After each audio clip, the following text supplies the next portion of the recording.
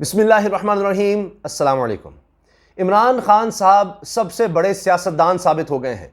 अचानक उन्होंने ऐसी गेम पलटी है कि बड़े बड़े इस वक्त हैरान हैं किस तरह से उन्होंने ऐन वक्त पर सबको एक्सपोज करके मैदान मार लिया है। और आप देखिए कि एक दफ़ा फिर मिठाइयाँ जल्दी तकसीम कर दी गई, ऑर्डर्स जल्दी कर दिए गए। अब बहुत सी बातें कही जा रही हैं कि ये हो क्या गया है।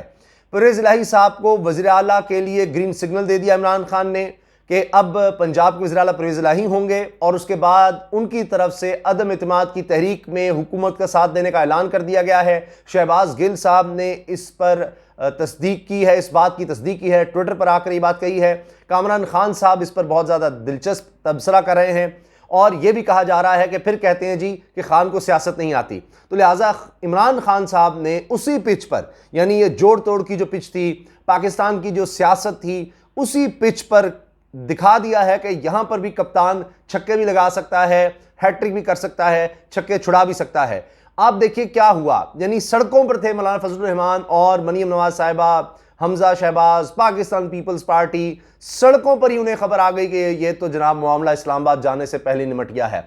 अब तो अदम इत्मीनाद की तहरीक हो गई फारिग। आप चंद चीजें नोट कीजिए, बड़ी दिलचस्प। इमरान खान साहब ने क्या किया, इनको पूरा आखिर तक खींचा है, आखिर तक लेकर गए हैं, और उसके बाद ऐन वक्त पर यानी बार्गेनिंग चिप के तौर पर उन्हें इस्तेमाल किया। और इमरान खान साहब ने कहा था कि जी ये इन्होंने बहुत बड़ी गलती की, अगर ये डायरेक्ट उस्मान बुज़दार के खिलाफ जाते तो मैं यानी चाहते हुए भी नहीं बचा सकता था, ये मेरे खिलाफ आए हैं, ये तो मैं अल्लाह का शुक्र अदा कर रहा हूं, बार बार ये कहते रहे। तो उनके पास कार्ड्स थे। अब ये भी कहा गया है, सदीक जान जो है बड़े जबरदस्त रिपोर्टर हैं, उन्होंने ये बात कही है कि ये तो पहला कार्ड था जो इमरान खान साहब ने भी शो किया, वो जो खत वाला मामला है, अभी और बहुत से कार्ड हैं। और यह भी कहा जा रहा है कि अभी तक ये सबसे बड़ा सरप्राइज या ये ट्रम्प कार्ड अभी भी नहीं आया।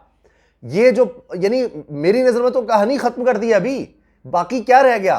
परवेज़ इलाही साहब यानी काफ लीग आ गई साथ इमरान खान साहब के, और सब जानते हैं, इसीलिए तो भागदौड़ हो रही थी, सब जानते हैं कि जब तक इत्तेहादी साथ नहीं आते अदम इत्मीनाद कामयाब नहीं हो सकती थी, इसलिए इतना कुछ किया गया, इतनी ऑफर्स की गई। लेकिन इमरान खान साहब ने ऐन वक्त पर परवेज़ इलाही को वज़ीर आला के लिए नामजद किया, और उसके साथ बदले में यह ज़ाहिर है कि काफ लीग जो है साथ आएगी, और MQM को सिंध की गवर्नरशिप का कह दिया है। MQM को सिंध की गवर्नरशिप मिलेगी और पोर्ट्स एंड शिपिंग की वजारत भी मिलेगी। बलूचिस्तान आवामी पार्टी को विफाक में मजीद हिस्सा मिलेगा। तो ये हमारी सियासत है, इलेक्टेबल्स की है। इसके बगैर आप इस मुल्क में हुकूमत हो ही नहीं सकती, आ ही नहीं सकते, चल ही नहीं सकती, कुछ भी नहीं हो सकता। तो वो जो पिच है, जो इलेक्टेबल्स या इत्तेहादियों की जोड़ तोड़ की सियासत, उसमें इमरान खान साहब ने अपना लोहा मनवा लिया है, ऐन वक्त पर कमाल कर दिया है। अब कामरान खान साहब ने इस पर बड़ी दिलचस्प बात कही है। वो कहते हैं कि जरा सोचिए कि ये ऑफर, वज़ीर आला बनाने की ऑफर तो पीपल्स पार्टी ने, जरदारी साहब ने, नून लीग ने, मियां नवाज शरीफ ने ये भी कर दी थी, और भी बहुत सी थी। लेकिन परवेज़ इलाही साहब ने इमरान खान साहब की ऑफर ही क्यों कबूल की, ये सोचने पर मजबूर करती है बात। उन्होंने कहा अब सर खुजाइए, सोचिए कि क्या चक्कर है। अब इसका मतलब क्या है, परवेज़ इलाही साहब बार बार कहते रहे हम मिलकर फैसला करेंगे, MQM के साथ, इत्तेहादियों के साथ, मिलकर।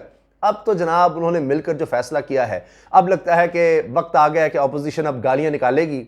अब मुझे तो ये लग रहा है कि अब दोबारा इमरान खान से कहा जाएगा जी सिलेक्टेड है। एक दफ़ा फिर जनाब पीछे वो लोग आ गए हैं, उनकी वजह से हुआ है, अब फिर फ़ोन आ गए हैं। मुझे तो अब यकीन करें ख्याल आ रहा है नोटों का, जितने नोट उन पर लगाए गए थे। खुद शेख रशीद साहब ने कहा कि मुझे कहा गया ये वीडियोस दिखाएं, वो जो तकिए होते गोल तकिए, वो जनाब होटलों में ले जाते रहे हैं, उनमें पैसे और भर भर के पता नहीं क्या कुछ किया गया है।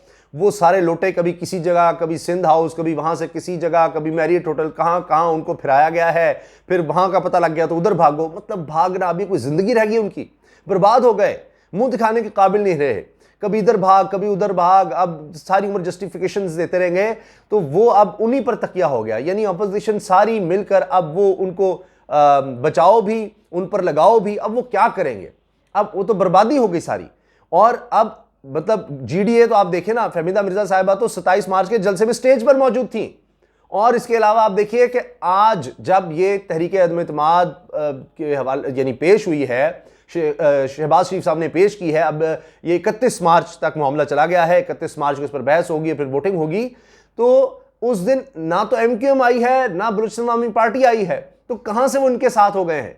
तो बड़ा मसला बन गया है। ये तो वाकई लगता है कि अपोजिशन की सियासत दफन होने जा रही है। अब तो सारा मामला जो है, शेख रशीद साहब ने कहा कि जी अगले 72 घंटों का है, लेकिन लग रहा है कि 72 घंटों से पहले पहले ही ये मामला निमट गया है, सारा काम खराब हो गया है। अब इमरान खान साहब जो हैं वो खुश भी होंगे, मुतमईन भी होंगे। अब वो अभी और ज़्यादा मतलब ये कहें कि शर्मिंदा करेंगे अपोजिशन को। मैं जलील का लफ्ज़ नहीं कहना चाह रहा था, अच्छा नहीं लगता। शर्मिंदा करेंगे, उनको बैकफुट पर लेकर जाएंगे। वो ख़त के मामले पर अभी और यानी एक एक चीज़ अब लेकर आएंगे। वो इमरान खान साहब शुरू से कह रहे थे कि देखो मैं तुम्हारे साथ करता क्या हूँ, जब ये मैं तुम्हारा नाकाम हो जाएगी फिर मैं तुम्हारे साथ करूँगा क्या। तो सारे लोग परेशान थे कि ये तो काफिली भी गई, इस तरह के बयान आ रहे थे, MQ भी गई, और जनाब ये ओहो 50 लोग तहरीक इंसाफ के आगे हैं जी अपोजिशन में। सारे लोग कह रहे थे कि गए, खत्म कहानी, कुछ नहीं बचा, इस तरह से कह रहे थे। अब तो देखिए ना, वो सारे सहाफ़ी वो किधर जाएंगे, वो दानिश्वर, वो सब जो अपोजिशन के लोग थे वो किधर जाएंगे कि जो कह रहे थे इमरान खान गया, कहानी ख़त्म हो गई, इमरान खान को सियासत नहीं आती, ये जरदारी सब पे भारी, मियाँ नवाज शरीफ ने बाहर बैठकर घुसकर मारा, कोई मुकाबला ही नहीं कर सकता। सियासत का महवर तो नवाज शरीफ है, सियासत का महवर तो जरदारी है। मौलाना फजलुर रहमान साहब ओहदे बांट रहे थे। मौलाना फजलुर रहमान जो है वो सदर थे, वज़ीर आज़म शहबाज शरीफ थे, वज़ीर ख़ारजा बिलावल भुट्टो जरदारी साहब थे। यानी एक अजीबो गरीब वो मामला था। अब वो सारी काबीना किधर जाएगी, वो सारी हुकूमत का क्या बनेगा। इमरान खान साहब ने ये जो गवर्नरशिप MQM को ऑफर करके और उनको पोस्टशिपिंग उनको साथ मिला लिया, तो ये गए भी क्यों नहीं, ये भी तो सोचना है। MQM ने कहा था कि इमरान खान के साथ हमारा तजर्बा बेहतर रहा है, जो मुतालबात थे, जो बातें थी, वो कम से कम यहाँ पर कुछ तो पूरी हुई। यानी जरदारी साहब पर एतबार नहीं, नून लीग आखिर वक्त तक मुलाकातें करती रही, मिन्नत समाजत करती रही। तो इमरान खान साहब के पास ये कार्ड थे, यानी पोर्ट्समैनशिप की वजारत दी, पहले भी दी हुई थी वजारतें, और गवर्नरशिप भी दे दी। इसके साथ जनाब उनकी तरफ से हिमायत का भी ऐलान आ गया है। तो इनके बगैर तो नंबर गेम्स पूरी नहीं हो सकती। कितने लोटों को लेकर आएंगे। हाँ, अब सब बात सुप्रीम कोर्ट पर है कि वो कोई जायज़ करार दे दे सुप्रीम कोर्ट के, जनाब ये सारे जो बंदे हैं मुनव्वर अराकीन ये वोट डालेंगे, और जो आइन में डिस्क्वालिफिकेशन बाय डिसेंट है उससे कोई फ़र्क नहीं पड़ता, कोई चक्कर नहीं है। ये तो नामुमकिन है। हाँ, नाहली कब तक होगी मसला उसका था, तो नाहली तो है उनकी। तो अब जितने भी लोग ले आएंगे तो इनका तो कुछ नहीं बनना। यानी अब आप सोचिए कि ये जब नाअहल लोगों को लेकर आएंगे और उनसे अगर वोट डलवा भी देंगे, अब फ़र्ज़ कीजिए, तो उसके बाद वो फारिग हो जाएंगे और इत्तेहादी इमरान खान के साथ हैं। शायद वो उतने 172 इत्तेहादियों के बगैर फिर भी ना पूरे कर सकें, इतने मुनहरिफ अराकीन शायद वो ना इकट्ठे कर सकें कि ये तो उसके बाद फिर वोटों का मामला है। तो लिहाजा हर सूरत में अब वो एक्सपोज भी हो गए हैं, और लगता यही है कि इमरान खान साहब ही वज़ीर आज़म रहेंगे।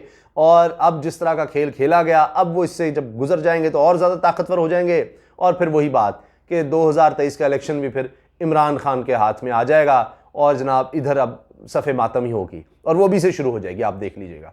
तो ये इस वक्त लेटेस्ट डेवलपमेंट है। इमरान खान साहब फिर एक दफ़ा हैरान कर गए हैं और कमाल कर गए हैं। आपकी इस बारे में क्या राय है, ज़रूर आगाह कीजिए कमेंट सेक्शन में। अल्लाह हाफ़िज़। पाकिस्तान जिंदाबाद।